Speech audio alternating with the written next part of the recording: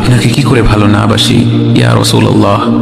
যখন আপনি আমাকে ভালোবেসেছেন সেই 1400 বছর আগে, যখন আপনি আমাকে মিস করতেন, আশা করতেন যেন আমার সাথে দেখা করতে পারেন, অথচ তখনও আমি জন্মই হইনি।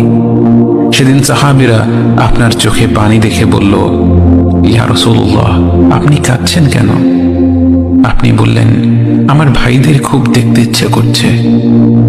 সাহাবীরা বললেন, আমরা কি আপনার ভাই নই ইয়া রাসূলুল্লাহ? আপনি বললেন, না, তোমরা আমার সাহাবী।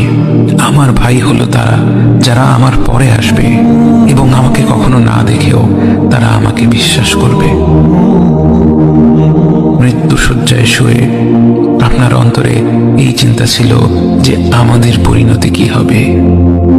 উম্মতি উম্মতি বলতে বলতে আপনি আপনার রবের নিকট ফিরে গিয়েছেন।